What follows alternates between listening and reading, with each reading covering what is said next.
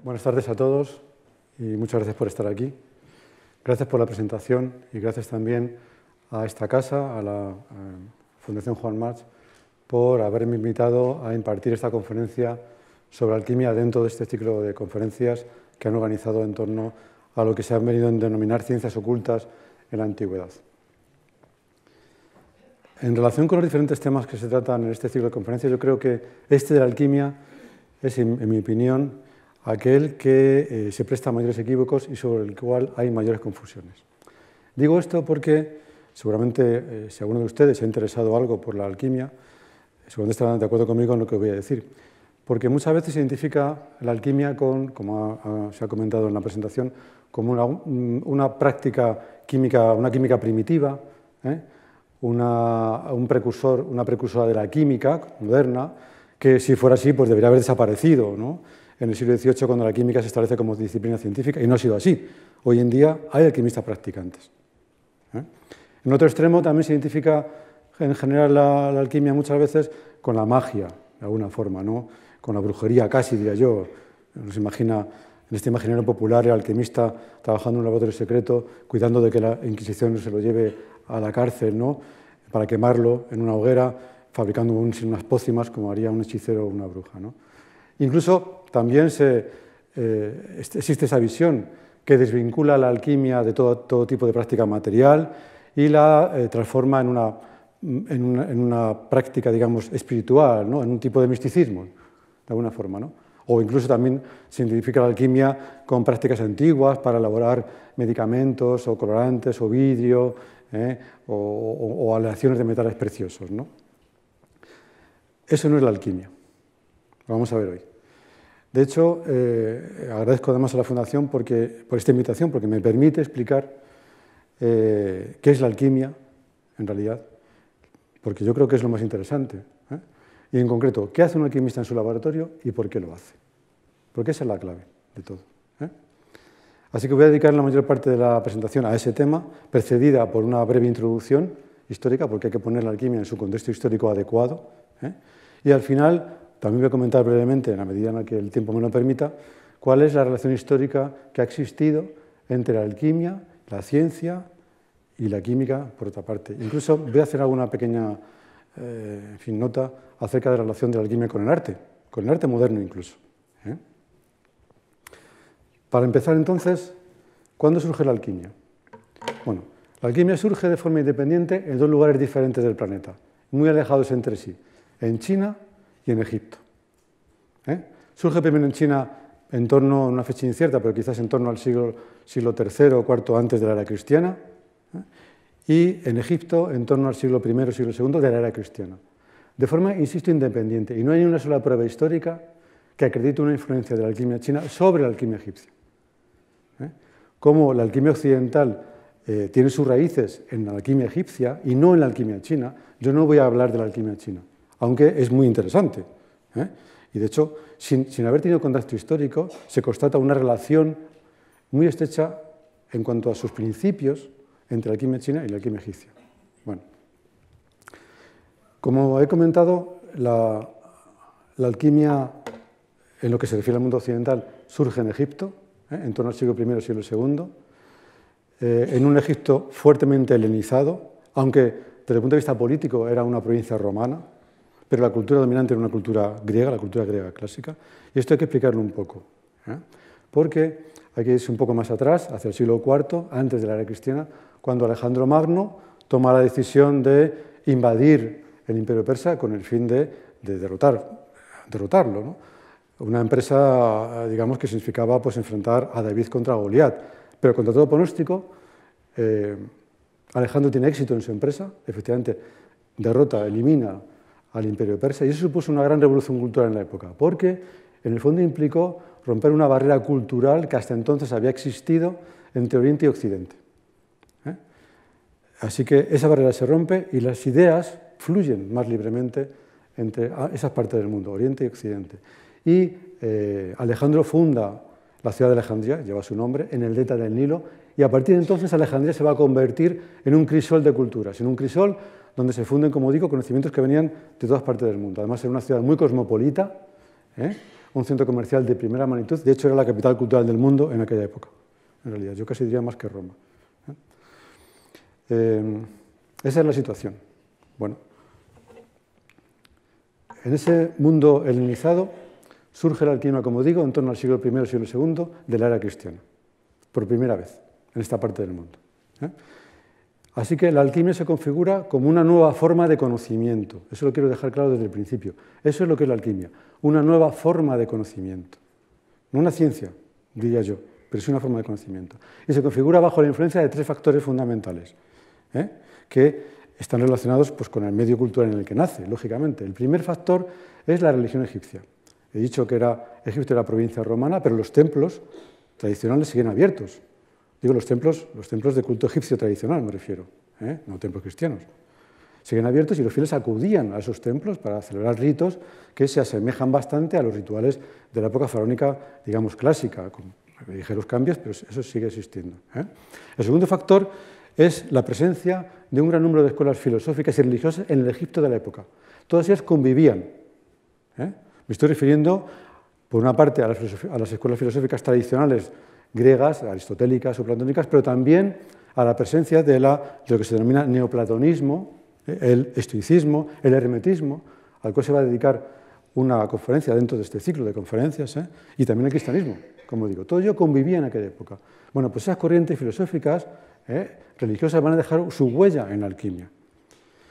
Y finalmente tenemos un tercer elemento material, en este caso, que es, en aquella época ya los artesanos egipcios eran muy reconocidos por sus capacidades técnicas, por su pericia técnica para elaborar, en la orfebrería, para elaborar joyas, piedras preciosas, en el arte de la cerámica, en la elaboración de vidrios. Entonces, ese es el sustrato material, ¿de acuerdo?, proporcionada por la artesanía egipcia tradicional, sobre el cual se va a edificar la alquimia.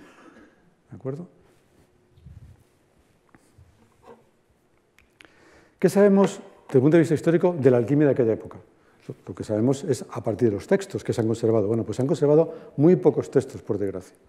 Casi todo lo que sabemos procede de un único manuscrito, cuya copia más antigua es del siglo X, siglo XI, y se conserva en la Biblioteca de San Marcos de Venecia. Es un manuscrito, es un códice, escrito en griego, que no es un tratado, no es una enciclopedia de alquimia, es una recopilación de textos diversos, escrito por diferentes alquimistas egipcios, entre el siglo I y II y el siglo VII, aproximadamente. De ese manuscrito después se conservan copias en diferentes bibliotecas europeas. Aquí en España hay, en la Biblioteca del Monasterio del Escorial, hay 2 copias bastante fieles de este manuscrito alquímico, y en diferentes bibliotecas europeas, en la Biblioteca Nacional de Francia, por ejemplo. A este conocimiento se añade también el conocimiento que proviene de fuentes árabes y de fuentes siríacas. ¿De acuerdo? El último texto de esa recopilación es del siglo VII, siglo VIII, y esto es muy importante en la historia de la alquimia. De hecho, ese texto se atribuye a un alquimista denominado Estéfano de Alejandría, es decir, trabajaba en Alejandría. ¿Por qué es importante este hecho? Pues es esencial para que la alquimia se pueda transmitir a Occidente. Porque cuando el Islam, aquí interviene otra cultura, cuando el Islam, a la muerte, poco después de la muerte de Mahoma, su fundador del islamismo, inicia su expansión fuera de las fronteras de Arabia, aquí lo tienen en el mapa, llega a Egipto en el siglo VII. Pero es que en Egipto en el siglo VII había alquimistas practicantes. El Islam, por lo tanto, conoce la alquimia gracias a ese contacto con los alquimistas de la época.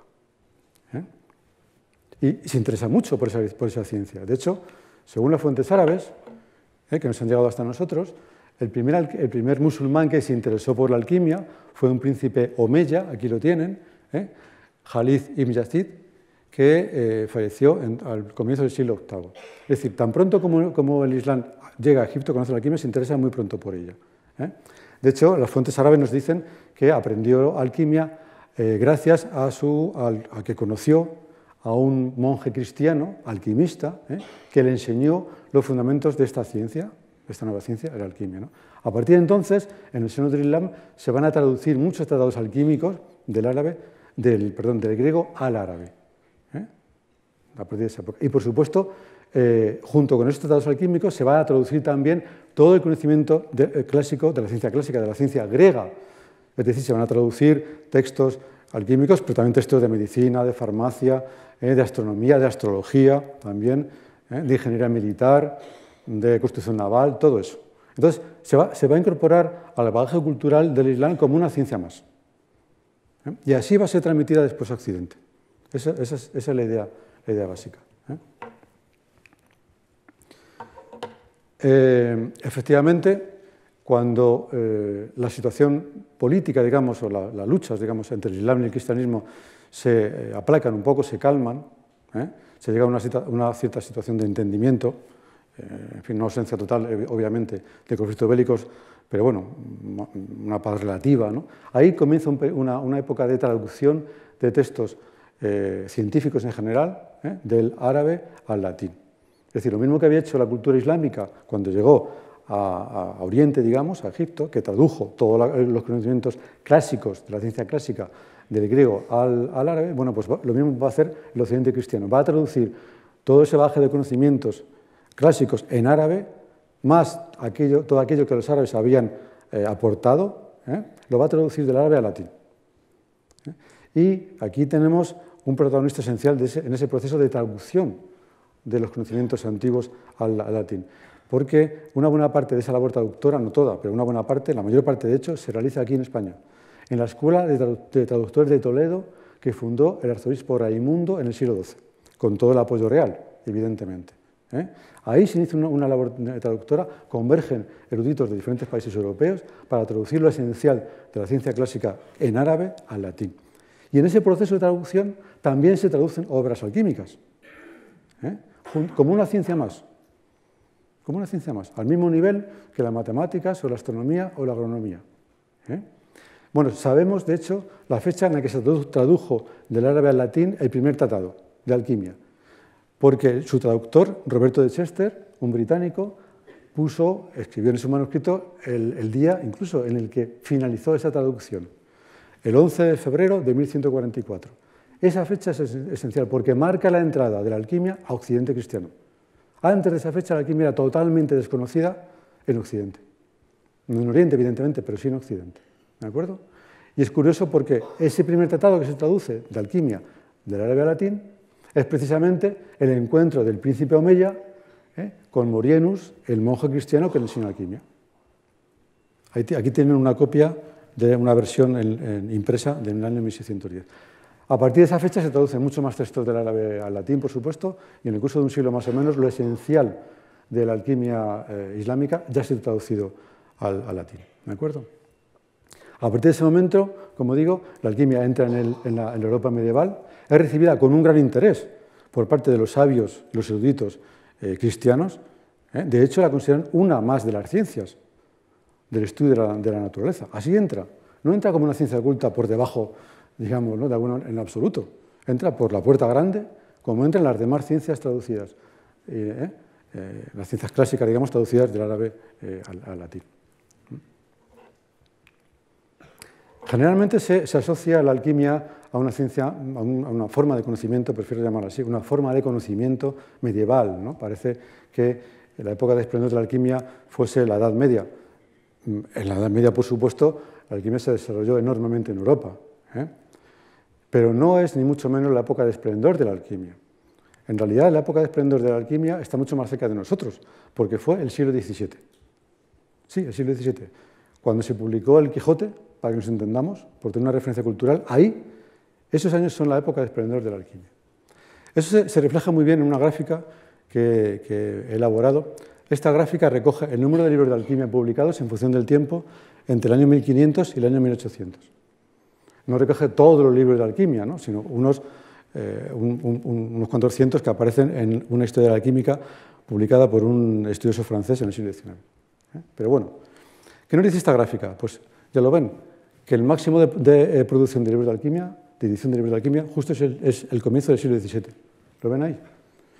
Eso significa que es justo la época de más esplendor. ¿Por qué? Pues muy sencillo, porque ningún editor quiere arruinarse publicando libros que nadie va a leer. Es decir, se publican libros que tienen un público, ¿no? Por lo tanto, eso significa que ya había muchos lectores de alquimia, muy interesados en la alquimia. Así que esa es justo la época de esplendor de la alquimia, justamente el siglo XVII. Después, como ven, baja un poco no porque hubiese menos interés, sino porque, fíjense, entre 1620 y 1650 ocurre un acontecimiento histórico terrible en la historia de Europa, como fue la Guerra de los 30 años, que se desarrolló entre 1618 y 1648. Fue una guerra terrible que asoló una buena parte de Europa central, digamos de Alemania, para que nos entendamos, y justamente era la zona donde se encontraban los principales centros de impresión de obras de alquimia. La guerra acabó con aquello. Cuando finalizó la guerra se recuperó un poco la producción de libros de alquimia, ¿de acuerdo? Aunque ya iba declinando poco a poco.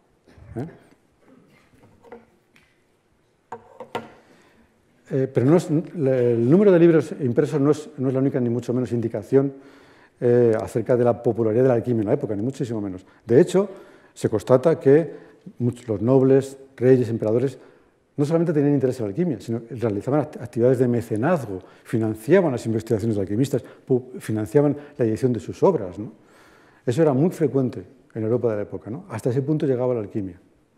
Quizás el caso más paradigmático, más emblemático, es el del emperador Rodolfo II, sobrino de Felipe II, que tenía su sede en el castillo de Praga. Esto es una imagen de Praga y ahí esa era la residencia del emperador. Desde su residencia, él ejercía una gran labor de mecenazgo de las artes y las ciencias y también de la alquimia. Eran muy numerosos los alquimistas que acudían a la corte de Praga buscando financiación para su trabajo. Incluso se sabe que Rodolfo II tenía varios laboratorios de alquimia en su castillo y uno incluso en sus aposentos más privados, y se piensa que él mismo muy probablemente realizara experimentos alquímicos con sus propias manos, digamos, ¿no? Hasta ese punto era importante la alquimia en la época. Y ya hemos visto el tipo de personas que se interesaban por esa actividad humana, por la alquimia. Pero es que también se constata la existencia en el siglo XVII, también en otros siglos, pero bueno, por centrarnos en el XVII, en la época de esplendor, se constata que varios científicos de un gran renombre se interesaron mucho por la alquimia. Voy a destacar solamente dos de ellos. El gran Isaac Newton, británico, y también el británico Robert Boyle. Newton, sí, yo no sé si esto quizás ustedes lo hayan oído comentar, pero Newton, que se tiene por el gran icono, ¿no?, de la ciencia moderna, casi parece que la ciencia moderna comenzó con Newton, y por supuesto que la ciencia le debe mucho a Isaac Newton, seguro, por sus aportaciones en física y en matemáticas, pero es que Newton también era alquimista. Sí, alquimista. Newton tenía su laboratorio alquímico en sus aposentos de la universidad, tenía un pequeño laboratorio, y ahí hacía experimentos alquímicos, efectivamente. Y no los hacía, pues no podemos ser, bueno, quizás los hizo en su época ya mayor, cuando ya hizo todos sus principales descubrimientos científicos. No. Newton practicó la alquimia a la vez que hacía sus principales descubrimientos científicos. Y no se dedicó poco a la alquimia, porque se calcula que Newton escribió en torno a 1.200.000 palabras de alquimia, en forma manuscrita. Imagínense, 1.200.000 palabras. Eso son varios miles de páginas sobre alquimia. Además, bueno, Newton además de sus estudios alquímicos, encima se dedicaba al estudio de la Biblia y dejó otros miles y miles de páginas sobre sus estudios bíblicos. Pero Newton nunca quiso publicar nada sobre alquimia. Vamos a entender después por qué. De hecho, quiso quemar sus papeles alquímicos. Menos mal que no lo hizo. Y hoy en día se conservan manuscritos alquímicos de Newton en diferentes bibliotecas europeas y norteamericanas. La otra personalidad que quería destacar es Robert Boyle, que hizo un gran científico. La palabra científico es un poco anacrónica, porque la palabra científico se inventó, es un neologismo, se inventó en el siglo XIX. Ellos se llamaban filósofos naturales. ¿Vale?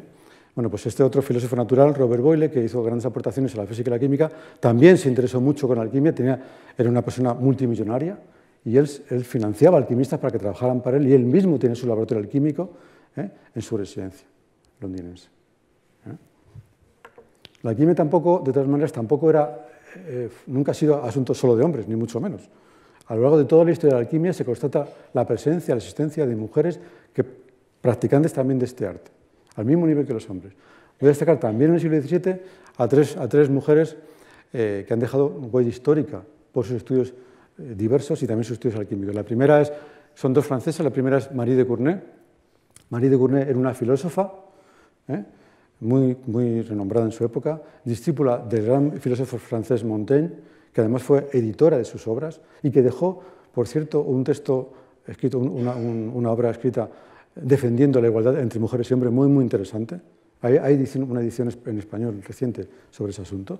Bueno, pues a ella le interesó mucho la alquimia, practicaba la alquimia en laboratorio, no se limitaba al estudio de los libros. Otra personalidad también fue Martina de Berteró. Esta mujer también tuvo una vida azarosa, muy, muy difícil. De hecho, murió en prisión, encerrada por el famoso cardenal Richelieu. Esta mujer fue la primera geóloga y la primera ingeniera de minas, podríamos decir hoy en día, de que se tengan noticias históricas. Escribió una obra muy interesante, La restitución de Plutón, donde describe diferentes minas que encontró en suelo francés. Y la tercera mujer a la que quiero referirme es Cristina de Suecia. Cristina de Suecia fue efectivamente reina de Suecia, pero abdicó bastante pronto y enseguida se convirtió al catolicismo. Tuvo que abandonar Suecia, un país luterano, evidentemente, y se asentó en Roma. Y ahí vivió ya durante toda su vida. Bueno, pues en Roma ella ejerció una gran labor de mecenazgo de las artes y las ciencias y, muy interesada en la alquimia, frecuentaba los círculos alquímicos que entonces había en Roma, en la Roma católica, sí, en la Roma católica. Un miembro de esos círculos alquímicos era el marqués de Palombara. El marqués de Palombara tenía su palacio en lo que hoy en día es la Plaza Vittorio Emanuel II, que está cerca de Santa María la Mayor. Lo digo porque se conserva solamente un vestigio de su palacio. Ese vestigio, lo tienen ahí, es lo que se denomina la Puerta Mágica de Roma. Esto incluso aparece en Internet, si ustedes quieren tener información sobre esto. Esa es la famosa Puerta Mágica de Roma que está en los jardines de esa plaza. La pueden visitar si quieren. Se puede ver, está protegida por una reja para evitar que se vandalice, pero se puede visitar. Está recubierta de una serie de símbolos alquímicos y se cree que probablemente, parece el intento de una puerta, ¿verdad? Muy probablemente estuviera adornando de alguna forma el laboratorio alquímico de este marqués de Palombara. Bueno, pues esta es, de manera muy rápida y muy resumida, la historia de la alquimia. Entonces ya han visto ustedes que si personas como Cristina de Suecia, el propio Isaac Newton y muchos otros se dedicaron a la alquimia, tiene que ser por algo muy especial, muy especial. Eso es lo que vamos a ver justamente ahora. Para introducir a esta parte de la conferencia, en la que vamos a intentar explicar qué hacía un alquimista en su laboratorio y por qué lo hacía, creo que es interesante partir de estas breves palabras de un hermetista y estudioso de la alquimia francés que falleció en los años 60 en París. Fíjese lo que dice, que los que piensen que la alquimia es estrictamente de naturaleza terrestre, mineral y metálica, se abstengan. Que los que piensen que la alquimia es únicamente espiritual, se abstengan. Que los que piensen que la alquimia es únicamente un simbolismo utilizado para desvelar analógicamente el proceso de la realización espiritual, en una palabra, que el hombre es la materia y el etanol de la obra, que abandonen. ¿Qué nos dice esto? Pues primero, está reconociendo en cierta forma que la alquimia tiene que ver con el mundo mineral y metálico, pero no es solo eso. La segunda frase nos dice, en realidad, sin decirlo, que la alquimia tiene que ver con un asunto espiritual, pero no es solamente eso. Y esa es la característica esencial de la alquimia y aquello que hace que, en mi opinión, sea tan mal comprendida. Porque la alquimia aúna aspectos materiales, es un trabajo con la materia, sí, lo vamos a ver ahora, pero también ese trabajo de la materia tiene implicaciones de tipo espiritual, inevitablemente.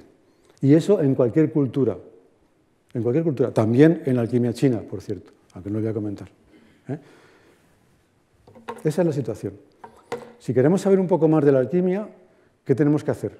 Bueno, pues vamos a ir a los textos, ¿no? Como hacemos cuando queremos estudiar cualquier otro tipo de disciplina. Vamos a los textos alquímicos de la época. Bueno, pues vamos a utilizar en esta incursión en el territorio de la alquimia, vamos a utilizar como guía una de las obras más reconocidas por los alquimistas de todos los tiempos, desde que se escribió en el siglo XIV. Es el Testamento atribuido al filósofo Raimundo Lulio. No fue escrito por él realmente, pero el autor de esta obra manuscrita se la atribuyó a Lulio. Bueno, ¿qué encontramos en ese manuscrito alquímico? De este manuscrito alquímico se conservan muchas copias en diferentes bibliotecas. Aquí en la Biblioteca Nacional, a pocas manzanas de aquí, hay una copia de este manuscrito. También hay versiones impresas, incluso hay versiones en español, uno la puede consultar. Fíjense lo que nos encontramos. Dice, así es como define la alquimia el autor de esta obra. Insisto, una obra muy famosa, muy reconocida por los alquimistas de todos los tiempos. De hecho, Newton la estudió. Dice lo siguiente, y de cómo nuestro magisterio, es decir, la obra que hace el alquimista, se asemeja a la creación del hombre que se hizo del juego de la tierra. sigue. El artista, es decir, el alquimista, debe asemejar su magisterio a la operación de la creación. Fíjense, al crear una masa confusa que contiene los 4 elementos.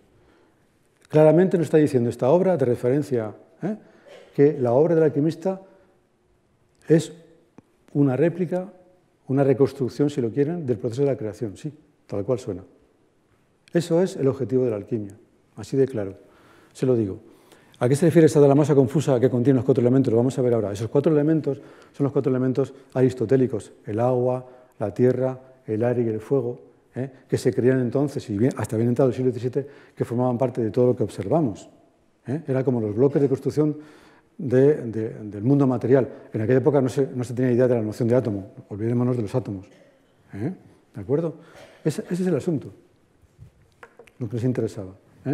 Como les he comentado, hay un manuscrito del Testamento en la Biblioteca Nacional, también, ilustrado. Fíjense, ahí a la derecha tenemos uno de los dibujos de ese manuscrito. Se fijan en la parte superior, hay un círculo en el que se puede leer materia confusa con una cruz. Ese es el origen de la obra alquímica. De hecho, el propio Raimundo Lulio, que como he dicho no fue el autor real de esta obra, sin embargo, usa exactamente la misma expresión en sus obras auténticas. Igual. Lulio, en sus obras donde define su visión del cosmos, de su cosmología, habla de una masa confusa que contiene los 4 elementos, también en una obra publicada a final del siglo XIII. Así que hay una correspondencia entre la filosofía luliana, digamos, y esa obra alquímica muy, muy famosa. También, además, vemos esa idea de la materia confusa que contiene esos 4 elementos, lo vemos en este manuscrito. Esta es una ilustración de un manuscrito del siglo XII, incluso anterior a la llegada de las obras alquímicas, donde, si lo vemos, esto es una representación simbólica de la creación. Hay que leerla de arriba abajo. Arriba tenemos las potestades, si lo ven, y fíjense ustedes ese objeto marrón sin ninguna forma geométrica, ¿lo ven en el centro? Alrededor pone materia informe. ¿Ven que tiene como unos ojitos, una nariz y una boca? Bueno, esos son los 4 elementos, porque esa es la materia informe a la que se refiere Lulio. Eso representa los 4 elementos que están presentes en potencia en esa materia primigenia. ¿Ven? En la parte de abajo, ven esas 4 arcadas, son los 4 elementos. Si se fijan, tenemos aquí, eso se ha borrado, es el fuego, el aire, el agua y la tierra. Esa es la definición de la creación que se consideraba, digamos, en la Europa cristiana, cuando llegaron las obras alquímicas.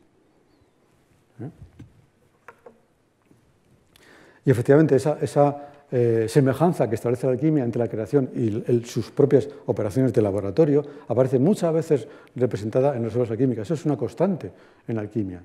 Por ejemplo, aquí tenemos un grabado que ilustra una obra de alquimia que está en una colección de textos alquímicos publicada en Alemania en 1678, que, por cierto, hay un ejemplar de este libro, también está en la Biblioteca Nacional, se puede consultar. ¿Qué vemos aquí? Pues es una representación gráfica de la creación tal como la describe el Génesis, ni más ni menos, ¿no? Y aquí tenemos, al comienzo de la creación, tenemos una materia, recuerden, ¿no? Una materia sin forma, antes de que se hiciera la luz, una materia oscura, negra por lo tanto, y esa es la materia con la que quieren trabajar los alquimistas. Esa era la idea.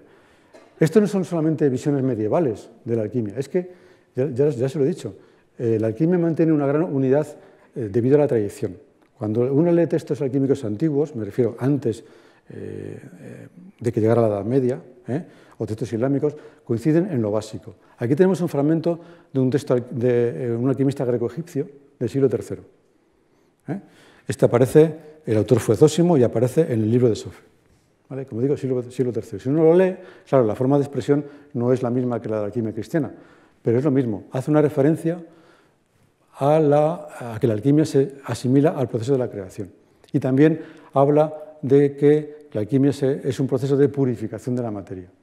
Ambos factores van conjuntamente. Es decir, la alquimia se propone recrear el proceso de la creación perfeccionando y purificando la materia. Sí, la materia terrestre. Esa es la idea básica de la alquimia. Fíjense, para aquellos que liberan y purifican el alma divina de sus ataduras elementales y por encima de todo separan el espíritu divino de su fusión con la carne, el símbolo de la alquimia nace a partir de la creación del cosmos. ¿Lo ven? Lo mismo que estábamos leyendo en los textos alquímicos cristianos. Así como el sol celestial es una flor de fuego y el ojo derecho del mundo. Así también puede convertirse el cobre, entre comillas, no saben muy bien si fuera el cobre real o un metal, en una flor de fuego mediante la purificación, ¿ven? Transformándose en un sol terrestre, un sol en la tierra, así como el sol es un rey en los cielos. Otra vez esa referencia a que lo que hace en la tierra es un espejo del cielo. Esa es la idea básica, ¿no? Pero el factor esencial para que la alquimia pueda funcionar desde el punto de vista de los alquimistas es un factor inmaterial. Aparece reflejado con su nombre en esta ilustración de la misma obra que antes comenté, del siglo XII, de Honoré de Autun. Es lo que en los textos de la época se denomina alma del mundo.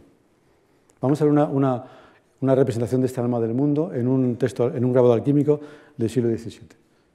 Esto es un grabado que aparece en la obra de un médico y alquimista británico, Robert Flood, como digo, del siglo XVII. Hay un ejemplar de esta obra, por cierto, no en la Biblioteca Nacional, pero sí en la biblioteca de la Universidad Complutense, que está en la calle Noviciado, a pocas manzanas de aquí. Esa obra también se puede consultar. Y ahí verán este grabado. ¿Esto qué es? Vamos a ver.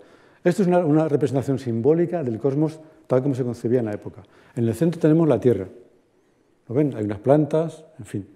Luego tenemos las esferas de los planetas, sucesivamente, del Sol y de la Luna. ¿De acuerdo? Más allá tenemos este círculo con estrellitas, ese es el círculo de las estrellas. Y después tenemos los círculos de ángeles, arcángeles. ¿Vale? ¿Ven ahí? Eso, como digo, es un símbolo. Y arriba del todo, por supuesto, Yahvé, el creador. Pero les llamamos la atención sobre todo esa figura de mujer desnuda. ¿La ven ahí? Esa es la clave de esta obra, porque esa mujer representa lo que yo les decía, el alma del mundo, el espíritu del mundo. Esto es una idea que está tomada de la filosofía estoica, que usaron el concepto de neuma o espíritu vital, porque representa efectivamente ese espíritu vital que impregna todo el cosmos y que hace que la vida exista. Según esa filosofía, entendían que la causa de la vida era este espíritu vital, esta alma del mundo, que penetraba en la materia inerte y la vitalizaba. Esa es la clave. Fíjese que esa figura tiene su muñeca derecha unida con Dios. Y además tiene su cabeza en las esferas angelicales. Y su brazo izquierdo está unido a la tierra. Es decir, nos está indicando que tiene a la vez una conexión muy fuerte con la divinidad y una conexión muy fuerte con nosotros, con el planeta. Es decir, es una mediadora entre el planeta y la divinidad. Esa es esencialmente lo que los alquimistas pretendían captar en sus operaciones de laboratorio. Querían captar ese espíritu vital, realmente. Fíjense, esto es un fragmento de un manuscrito alquímico de Newton, que yo antes les comentaba, ¿no? Newton habla de este espíritu universal, que es el que quería captar, y fíjense cómo lo llaman, el alma material de toda materia. Newton se refería a la alquimia con la palabra de química vegetativa. ¿Y eso de vegetativa qué significa eso? Pues lo que quiere decir la palabra, significa que era una forma de tratar la materia, ¿de acuerdo? De tal manera que la materia adquiría propiedades vitales, que vegetaba como un vegetal, literalmente. Eso es lo que ellos querían hacer. Por eso Newton nunca quiso publicar nada de alquimia. Esto no tiene nada que ver con la química convencional, estarán de acuerdo conmigo, ¿no? Esto es otra cosa. Y esa otra cosa, Newton nunca quiso, como digo, desvelar sus trabajos alquímicos, digamos, más secretos, por decirlo de alguna manera. Los alquimistas de todos los tiempos no se cansan de exhortar a aquellos que desean convertirse en alquimistas a que sigan la naturaleza. La naturaleza siempre es la guía de los trabajos alquímicos, la observación. No pretenden forzar la naturaleza a que siga caminos que no les sean propios. Aquí tenemos una representación de esa exhortación a seguir la naturaleza que aparece en una obra. Este grabado aparece en la obra cumbre de la literatura alquímica de todos los tiempos. Este grabado aparece en una obra del médico otra vez, médico y alquimista alemán Michel Mayer, que se publicó en 1617 con el nombre de La fuga de Atalanta. Hay una edición en español de esta obra muy interesante, publicada por la editorial Atalanta, efectivamente, ¿no? Lo interesante de esta obra es que este libro es el primer libro, diríamos, audiovisual o guía o libro multimedia publicado en la historia. ¿Por qué lo digo? Porque contiene grabados, poemas y una composición musical. Cada grabado va acompañado de una fuga. Se pueden escuchar las fugas en Internet. Si uno pone la palabra, es muy sencillo, si pone una palabra, la fuga de Atalanta, podrán escuchar las fugas. Cada una viene a durar entre 2 minutos y medio y 3 minutos aproximadamente. Es interesante que lo hagan. Porque a la vez, en algunas páginas de Internet, uno puede ver los grabados a la vez que escucha la música. muy interesante. Bueno, ya lo ven, esa figura de mujer es la naturaleza. Y el pobre alquimista va titubeando, intentando seguirla como buenamente puede, con un candil para iluminarse, con unas gafas y con un bastón, que son los símbolos de la experiencia, digamos. ¿Por qué pongo esta diapositiva? La pongo con toda la intención. La alquimia no hace más que seguir los pasos de la naturaleza, no otra cosa. Esto me recuerda la primera charla de este ciclo, la primera conferencia de este ciclo, por el profesor Emilio Suárez, dedicada a la magia. Si recuerdan, quizás algunos de ustedes estuvieron aquí, en todo caso yo lo comento, el mago intenta forzar que las cosas vayan por un camino que no es natural, según su voluntad, según su capricho. Por eso la alquimia no tiene nada que ver con la magia. Por eso los textos alquímicos exhortan permanentemente a seguir el curso de la naturaleza. Y por eso también a veces se asimila la alquimia a la agricultura. Y eso es un poco extraño, ¿no? No. Porque de la misma manera que un agricultor siembra una semilla esperando que crezca una semilla de trigo, que crezca una espiga de trigo después, el alquimista hace lo propio, de forma natural. Un agricultor no hace actos de magia para producir de una semilla de trigo un ciruelo. ¿Están de acuerdo conmigo, no? Tiene que preocuparse de sembrar en el momento adecuado, de regar, en fin, lo que ha sembrado y esperar. Eso es lo que tiene que hacer, cuidarlo, para que de forma natural florezca. Por eso la alquimia a veces se denomina, en algunos textos, agricultura celeste. Recuerdo, esa palabra celeste proviene de esa referencia al alma del mundo, al espíritu universal que los alquimistas necesitaban para poder progresar en su obra. Así que la actitud del alquimista se parece mucho a la que representa esta pintura del pintor francés Millet, el Ángelus. Esta actitud de recogimiento, de oración por los bienes recibidos, porque todos los textos de la alquimia se refieren también a la alquimia como un don de Dios. Un don de Dios. ¿Vale? Es una gracia. El alquimista se la tiene que ganar, pero no está en su mano conseguirlo.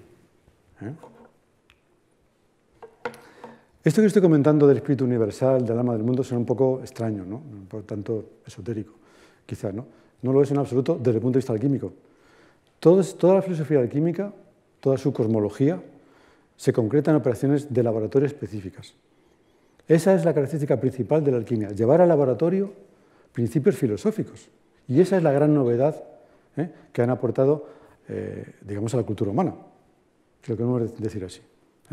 Por ejemplo, esto que yo comento del espíritu universal, el alma del mundo. Ellos piensan que ese principio de vida se puede concretar, se puede concentrar en ciertas sustancias. Por ejemplo, en el rocío.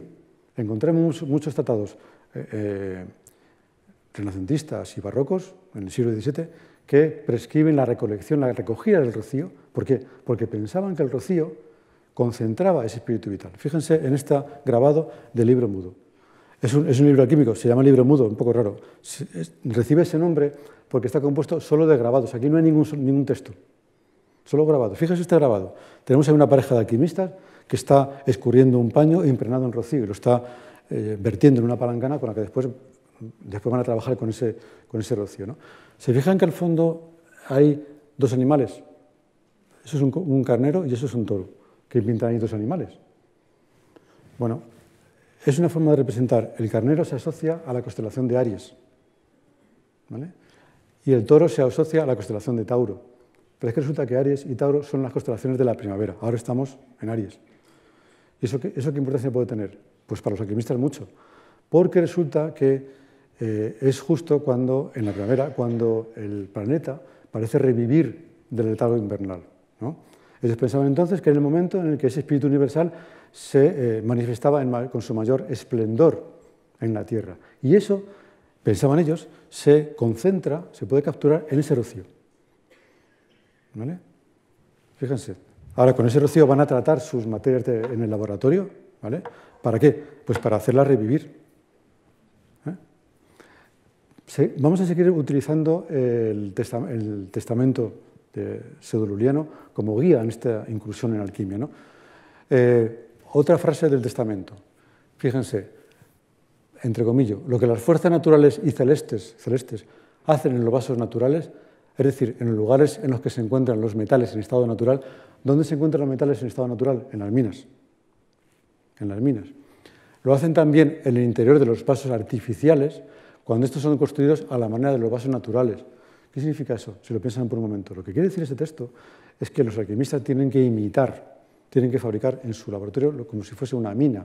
¿Y por qué hacen eso? Pues porque en la antigüedad, y también en esta época, hasta el siglo XVIII incluso, se pensaba que los metales y los minerales evolucionan espontáneamente dentro de la Tierra, sí, dentro de la Tierra, ¿no? Consideraban que el metal era como un embrión, ¿de acuerdo? Y la Tierra era una matriz que acogía ese embrión. Y ahí se gestaba, así pensaban. De tal manera que todos los metales con suficiente tiempo acabarían convirtiéndose ¿en qué? Pues en el metal más perfecto de todos, en el oro, el símbolo de máxima perfección. Así pensaban ellos. Entonces, eso es lo que tiene que hacer el alquimista. La alquimia consiste, insisto, en una imitación de procesos naturales. Hace eso, solo, igual que un agricultor. Un agricultor, al fin y al cabo, cuando siembra, está imitando un proceso natural, obviamente. Lo mismo hace el alquimista. Por eso diseñan aparatos de laboratorio un poco curiosos, ¿no? Fíjense en ese grabado que tenemos a la derecha. Eso no es un grabado, perdón, es un dibujo. Un dibujo que aparece en un manuscrito también del Testamento del siglo XV. Eso es un horno. Quizá no se ve bien, pero esta es la parte, aquí se introducía el carbón vegetal y aquí se recogía las cenizas, ¿no? Ven arriba que hay un pequeño recipiente con forma de pera, arriba del todo. Eso es un matraz donde ponían las sustancias que querían calentar. Y lo metían dentro de, fíjese, pone olla, sí, una olla, un recipiente. ¿Para qué hacían eso tan extraño, no? Pues porque tenían que calentar la sustancia contenida en ese matraz a una temperatura muy moderada durante mucho tiempo, como ocurre en una mina, o bien como ocurre cuando se incuba un huevo, ¿vale? Igual, por la misma razón. Eso es lo que ellos querían hacer, ¿de acuerdo? Y fíjense que antes en un texto anterior hacía referencia al uso de materias, de sustancias minerales. Efectivamente, los alquimistas trabajan con sustancias minerales que hacen evolucionar, que intentan perfeccionar. Si la operación alquímica tiene éxito, ¿qué ocurre? Según los textos, quiero decir. Pues ocurre lo siguiente. Todos los textos indican que esas operaciones alquímicas transcurren a través de una serie de 3 fases, que se identifican fácilmente por el color. Los alquimistas describen que hay un cambio de color de las materias con las que trabajan en sus laboratorios. Primero parten de una materia negra, esta es la masa confusa inicial, una materia sin color, sin forma. ¿De acuerdo? Probablemente fuera un mineral, aunque no sabemos cuál. Si va todo bien, según ellos, esa materia cambia su color de color negro a color blanco, blanco resplandeciente. Esa es la segunda fase. Y finalmente, la materia continúa su evolución hasta obtener una sustancia de color rojo, cristalino, ¿de acuerdo? Y extremadamente densa. Esa sustancia final es la famosa piedra filosofal. Ustedes habrán oído hablar de ella. Esa es la sustancia final de los trabajos alquímicos. ¿Qué ocurre? Pues que esa sustancia es la que, según los textos, tiene capacidad de transmutar metales no nobles, como el hierro, el plomo o el estaño, en oro, el metal más perfecto de todos ellos. Eso no es algo anómalo, no es algo antinatural, al contrario. Se lo acabo de comentar. Fíjense que existía la idea, no solo dentro de los alquimistas, sino en la cultura de la época, existía la idea de que los metales evolucionan de forma espontánea en las minas hasta convertirse todos en oro si le damos tiempo suficiente. Claro, entonces el alquimista lo único que hace es acelerar ese proceso, ni más ni menos, pero es un proceso natural. ¿De acuerdo? Esa idea hay que tener en la cabeza. Yo he puesto ahí un par de imágenes arriba un poco peculiares. Ese pájaro que está ahí, dirán ustedes, ¿y ese pájaro qué es? Bueno, pues ese pájaro de plumaje rojo que está sobre un fuego es el famoso fénix. Ustedes habrán oído hablar de él, que renace de sus cenizas. Bueno, pues lo ponen como símbolo de la piedra filosofal que también renace de sus cenizas, digamos, después de la operación alquímica. Y a la izquierda, tenemos una figura de Cristo resucitado. ¿Por qué? Pues porque esa figura también simboliza la piedra filosofal. Claro, porque igual que Cristo resucita después de ser muerto, pues igual la materia resucita después de estas etapas en las que la hemos mortificado, de alguna manera. De esa materia caótica, oscura, negra, surge esa sustancia resplandeciente. Esa es la idea básica, ¿de acuerdo?, con la que trabajan los alquimistas. Entonces, insisto, es muy frecuente encontrar, estamos al fin y al cabo en una cultura cristiana, es muy frecuente encontrar asociaciones, insisto, entre la piedra filosofal y Cristo resucitado. Es algo normal y habitual. Además, esa piedra filosofal tenía otras capacidades incluso. Hay una obra del siglo XVII, esta obra, que incluso dice que la piedra filosofal tiene la capacidad de poner en contacto a su poseedor con los ángeles, con los espíritus angelicales. Ahí se ve, esto es una obra escrita en inglés. Incluso asimilan la piedra filosofal con el árbol de la vida bíblico. Esto se lo pongo para que ustedes entiendan el ámbito cultural en el que se desarrollaban las operaciones alquímicas. Estamos hablando de eso, de algo extremadamente trascendente. Esa materia tenía la capacidad de comunicar al alquimista, ni más ni menos, que con los ángeles, como dice el texto, a través de sueños y revelaciones. Eso es lo que le preocupaba a Newton, o a Robert Boyle, o a la reina Cristina de Suecia, y a todos aquellos que han practicado la alquimia a lo largo de tantos y tantos siglos. Ese era su objetivo. Bueno, si llegado a este punto, ustedes seguramente están un poco confusos, seguramente, ¿no? Porque dirán, bueno, pero vamos a ver, si la alquimia es esto, y entonces esa relación que uno oye hablar, a la que yo me refería al principio, entre la alquimia y la magia, la preparación de sustancias y la medicina, entonces, ¿qué ocurre con eso? Eso hay que explicarlo, porque es cierto, eso es un hecho histórico, que la alquimia se relaciona con todas esas disciplinas. ¿Pero por qué? Porque la alquimia de verdad es lo que acabo de comentar. Entonces, esto hay que explicarlo de alguna forma. La explicación básica es una explicación bastante material, y es que los alquimistas inventan un equipo de laboratorio hasta entonces desconocido y que hoy en día es extremadamente popular en la química y casi en la cultura convencional, digamos, ¿no? Que es la destilación. Sí, la destilación. Cuando uno entra hoy en día a una farmacia, casi todas las farmacias tienen su equipo de destilación, lo habrán visto, ¿no? El alambique de cobre, que simboliza esa relación estrecha que existe, y es verdad histórica, entre la destilación, digamos, y la farmacia. ¿Por qué? ¿Por qué hacen eso? Esto es una cosa que hay que entender desde el principio. Eso son dibujos que aparecen en el manuscrito greco-egipcio que yo les he comentado antes, ¿de acuerdo? Y está claro, desde el punto de vista histórico, que la destilación fue inventada por los alquimistas con propósitos exclusivamente alquímicos. Es decir, en el siglo II, III, los alquimistas inventan la destilación y no hay ni una sola evidencia histórica, ni una sola, que nos diga que la destilación se conocía fuera del ámbito de la alquimia. Fue una invención exclusiva de los alquimistas. ¿Para qué? Pues típico de la alquimia, porque a través de la destilación, a través de los alambiques, que ustedes conocen, la palabra alambique, por cierto, es de origen árabe, para que a través del uso de los alambiques poder extraer el espíritu vital de una sustancia.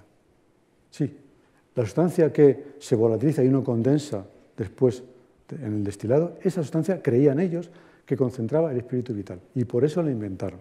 Por ejemplo, los alquimistas greco-egipcios, en algunos textos, recomiendan la destilación de huevos. Sí, de huevos. Y usted dirá, bueno, ¿y huevo por qué? Tiene una razón desde el punto de vista alquímico. Si se fijan, en un huevo uno no pone, solamente hay que calentarlo, en fin, hay que empollarlo, digamos, ¿no? Pero no se pone nada. Entonces, razonaban ellos, eso quiere decir que el huevo contiene en sí ese espíritu vital que hace que el animal se desarrolle de forma espontánea y natural, ¿no? Por lo tanto, los alquimistas dicen, de acuerdo, entonces, como ahí hay un espíritu vital, vamos a extraerlo. ¿Cómo lo hacemos? Pues inventando la destilación. Calientan el huevo y lo que destila era un concentrado, un superconcentrado, diríamos hoy en día, de espíritu vital. Así de sencillo. Y ahora ese concentrado de espíritu vital lo ponen en contacto con materiales, normalmente de origen mineral y metálico, para acelerar su evolución natural. Esa es la idea básica. ¿De acuerdo? De hecho, los alquimistas inventan, no solamente inventan los equipos de destilación tan comunes hoy en día, inventan el laboratorio. Es que estamos en el siglo I y el siglo II, no había laboratorios, el laboratorio no existía. Lo que había eran talleres de artesanos. Son los alquimistas los que inventan el laboratorio. Sí. En el fondo, ¿qué es un laboratorio? Bueno, pues no solamente un espacio físico, que también, ¿no? Sino es una manera de llevar a cabo operaciones físicas, ¿de acuerdo?, guiado por principios teóricos. Cuando un científico se pone a hacer un experimento en su laboratorio, lo hace porque tiene una idea en la cabeza, ¿no? Y por eso hace esos experimentos guiados por esos principios teóricos. Esa idea la inventaron los alquimistas. Así que los primeros laboratorios de que se tenga noticia son laboratorios alquímicos, ¿no? Ahora bien, perfecto. ¿Qué pasó cuando el tiempo va, a lo largo del tiempo, ¿no? ¿Qué ocurre? Pues ocurre lo siguiente. Si bien la destilación se inventa en el seno de la alquimia con el objetivo que acabo de comentar, es un hecho histórico que ya en el siglo X, en el siglo XI, en Damasco, en el seno del Islam, los perfumistas de Damasco eran famosos por los perfumes que preparaban, usando la destilación. Entonces, eso ya no tiene nada que ver con la alquimia, como acabamos de ver. Por lo tanto, si ya se utilizaba la destilación en el siglo X, siglo XI, en Damasco, y la destilación surgió en el seno de la alquimia, necesariamente ha tenido que haber un proceso de transferencia de conocimiento desde la alquimia hacia fuera de ella. Ese es el concepto clave para comprender las relaciones históricas entre la alquimia y la ciencia, y la química en particular. Un proceso de transferencia de saberes alquímicos desde la alquimia hacia ámbitos profanos. Una vez que ese conocimiento es transferido, luego se desarrolla de forma independiente de la alquimia, pero eso no tiene nada que ver con la alquimia. ¿De acuerdo?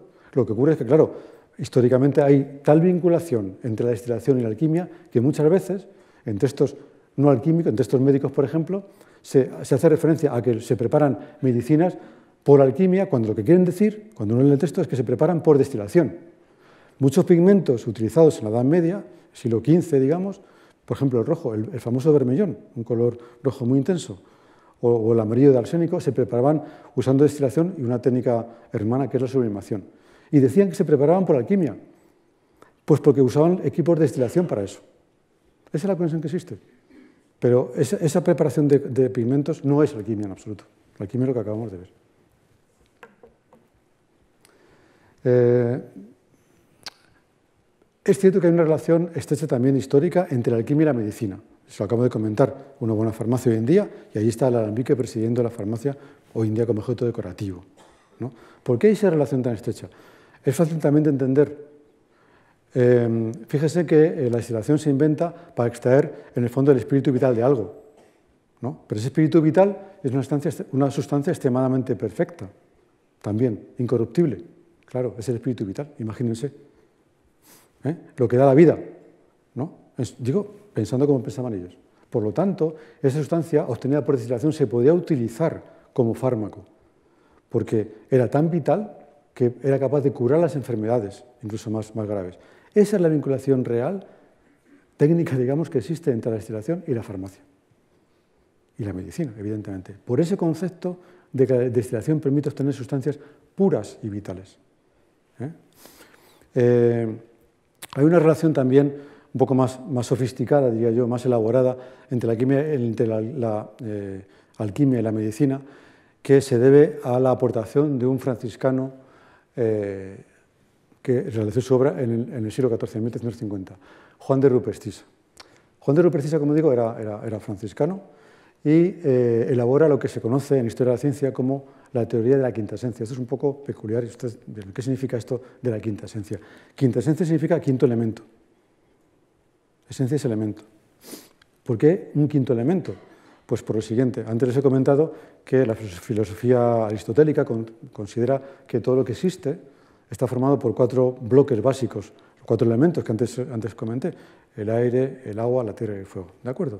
Pero se pensaba que existía un quinto elemento por una razón, porque este mundo en el que estamos nosotros es un mundo sometido a la enfermedad, a la muerte, evidentemente, a la corrupción, por tanto. Entonces pensaban que esos 4 elementos estaban asociados a la decadencia. Sin embargo, cuando uno observa el cielo, mira hacia el cielo, uno ve siempre allí las estrellas, los planetas siempre girando en sus órbitas, nunca desaparecen, ¿no? Por lo tanto, ellos pensaban que tenía que haber un quinto elemento que formara esas sustancias, esos objetos eternos, digamos, ¿no? Es el quinto elemento. Bueno, pues Rupertisa consideraba que, a diferencia de sus contemporáneos, que ese quinto elemento también está presente en la Tierra, pero en estado latente, dormido, en la materia común. Y entonces él diseñó un procedimiento bastante ingenioso para despertar ese quinto elemento dormido en estado latente en los materiales, digamos, terrestres. ¿Por qué pensaba eso? Piensen ustedes como él. Si eso se consigue, estamos manifestando un elemento eterno, incorruptible. A partir de ese elemento, por lo tanto, podremos preparar supermedicinas. ¿Lo ven? Eso es lo que pensó Rupertisa, ¿no? Entonces se propuso extraer la quinta esencia de diferentes sustancias. En primer lugar, parte del alcohol del vino. El alcohol era una sustancia que se consideraba que tenía propiedades medicinales, fíjense, ¿no? De hecho, se recomendaba una pequeñita dosis, ¿eh? Eso formaba parte de la, digamos, farmacopea de la época, por decirlo de alguna forma. Bueno, pues Rupertisa dice lo siguiente: destilamos el vino y obtenemos el alcohol. El alcohol no es la quinta esencia del vino. Es una sustancia bastante pura, pero no es suficientemente pura. Entonces, Rupertisa inventa un instrumento de laboratorio muy curioso para conseguir elaborar a partir del alcohol del vino la verdadera quinta esencia. Lo tienen allí. Eso es lo que se denomina en los textos la vasija circulatoria. ¿Ven? Es un recipiente de vidrio, normalmente. Ven que tiene unos bracitos que unen la parte superior, unos tubos, la parte superior con la inferior. Por eso a veces se denomina este instrumento la mujer en jarras, ¿no? Porque si no se pone así, parece como una mujer, ¿no? Si lo piensan por un momento, ¿eh? De forma simbólica, ¿no? Técnicamente la vasija circulatoria o el pelícano o el vaso de Hermes, ¿no? ¿Qué ocurre con esto? Bueno, pues ponían el alcohol dentro de esa vasija y lo cerraban. Y lo calentaban a un fuego muy moderado durante mucho tiempo. Un fuego normalmente era estiércol de animales. ¿Qué ocurre si uno hace eso con el alcohol? Pues algo del alcohol se va a evaporar, condensa la parte superior y escurre hacia abajo por los bracitos laterales. ¿Lo ven? Es decir, el alcohol circula en la vasija, ¿no? Bueno, pues aquí viene la gracia, y es que ese movimiento circulatorio imita en la Tierra el movimiento de las esferas celestes. Pero es que antes hemos dicho que las esferas celestes están constituidas por ese quinto elemento, ¿no? Incorruptible. Así que Rupertisa pensaba que haciendo circular el alcohol se iba a poder manifestar ese quinto elemento presente en estado latente o dormido en el alcohol. Fíjese, es un juego de analogías. Lo que haga en la Tierra, ¿de acuerdo? Si imita el proceso celeste, se convierte en algo celeste. Así piensan. Bueno, pues esa era la famosa quinta esencia elaborada por Rupertisa basándose en una filosofía alquímica de la materia. Tengo que decir, porque usted se preguntará, bueno, ¿y este fraile franciscano, por qué se le ocurre elaborar esto? Un poco peculiar, ¿no? Rupertisa no era médico en absoluto, por una razón interesante. Rupertisa pertenecía a la corriente más radical de los franciscanos, a los espirituales, a los fraticelli. Habrán oído quizás en la película y en el libro El nombre de la rosa. Ahí aparecen monjes que están en el monasterio que habían sido miembros, ¿vale?, de esos franciscanos radicales. Eran el azote de los papas. Eran críticos feroces de la riqueza de la Iglesia y preconizaban la vuelta a la pobreza evangélica de toda la Iglesia. Pero es que además tenían un gran interés digamos, tenían un carácter profético muy marcado. De hecho, esa corriente radical de los franciscanos estaba pronosticando, profetizando la inminente llegada del anticristo, ¿sí?, y de la segunda venida de Cristo. Así pensaban ellos. Entonces, Rupertisa elabora estas medicinas para ayudar a los cristianos, ayudar a la cristiandad a soportar mejor esos tiempos turbulentos que se avecinaban. Pues esa es la verdadera razón por la que se preocupaba por elaborar esta supermedicina, por un asunto, digamos, teológico y en el fondo de caridad cristiana. Así pensaban ellos. Esa idea también la podemos encontrar en alquimistas y médicos más tardíos, en el propio siglo XVII. Pues yo te digo aquí a colación este autor, Van Helmont, un médico y alquimista belga, católico, además, que tenía un gran interés. Él se propuso realmente unificar la filosofía cristiana con la alquimia, para elaborar una nueva forma de conocimiento que diera cuenta de toda la realidad. Cuando digo toda la realidad me refiero a toda, no solo el mundo material, también el mundo espiritual. ¿De acuerdo? Y él también procuraba elaborar medicinas superpotentes con digamos, con una finalidad de caridad, para suministrar esas medicinas a los pobres que no podían pagarlas, en este caso. Incluso llega a especular acerca de la preparación de sustancias a partir del árbol de la vida, porque el árbol de la vida bíblico, pensaba él, era un árbol real, no un símbolo, un árbol real que existía y que si lo encontrara, pues podía preparar supermedicinas a partir de ese árbol de la vida bíblico. Esa era un poco la idea básica, ¿no? Bueno, yo estoy haciendo algunas referencias a asuntos teológicos, a asuntos bíblicos, pero es que esto era así. Estamos hablando de una cultura cristiana, da igual si era católica o protestante. Esto es la portada de un libro protestante, luterano, con ese título, El espejo de la sabiduría de los Rosacruces, un libro que tiene que ver con el movimiento Rosacruz, íntimamente emparentado con la alquimia, que surgió en Alemania a principios del siglo XVII. Fíjense los dos pilares que sustentan el conocimiento. Tenemos a la derecha está el libro de la gracia. El libro de la gracia es el libro de la Biblia. La Biblia se consideraba entonces como un libro de conocimiento real. Y a la izquierda tenemos el libro de la naturaleza. También había que estudiar la naturaleza para intentar comprender toda la creación. Este es el ambiente en el que se movían esos trabajos alquímicos, también vinculados con la medicina. Ya para acabar, quiero hacer una mención muy breve a la relación entre el arte y la alquimia. Esto es un tema extremadamente extenso, pero yo no quería dejar de hacerlo, la verdad. Y tengo aquí a colación dos ejemplos. Además son dos artistas españoles. El primer caso es el de Remedios Varo. No sé si ustedes han oído hablar de ella. Remedios Varo fue una pintora de la escuela surrealista que desarrolló toda su obra en México, porque durante la Guerra Civil ella pasó a Francia. Cuando los nazis invaden Francia, tiene que huir de allí, claro, y se refugia en México. Y allí desarrolla toda su obra pictórica. Aquí en Madrid hace ya años se han llevado a cabo exposiciones monográficas sobre esta pintora. Bien, pues tiene muchos cuadros con una influencia claramente alquímica. Lo que pasa es que quizás es este el único en el cual aparece en su título de forma expresa una referencia a la alquimia, es este. Ciencia inútil o el alquimista, pintado en 1955. Vemos allí, el alquimista es una pintura surrealista, que está de alguna forma manipulando un objeto un poco peculiar que está concentrando un líquido que proviene del cielo, si lo ven ahí, al fondo del todo.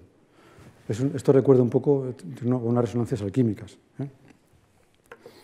El segundo autor que quiero mencionar es Pablo Palazuelo, del cual, de hecho, esta fundación conserva una parte sobreartística, digamos, ¿no? Pablo Palazuelo fue un artista muy interesado en este tipo de asuntos, desde luego en alquimia. Si uno lee algunas de sus, en fin, no tanto escritos suyos, sino conversaciones que ha tenido con diferentes personas, ¿no?, que después se han recogido en forma de libros, allí él confesaba que una buena parte de su obra artística proviene de conocimientos esotéricos, digamos, que adquirió mientras estaba en París, en los años 50, y eso es así, efectivamente, ¿no? He traído a colación, en fin, esta frase porque me parece que describe muy bien esa relación que existe entre el arte y la alquimia. Fíjense, lo psíquico en el hombre y lo psíquico en el universo danzan juntos. Ya está estableciendo una relación entre el mundo terrestre y el universo y el cosmos.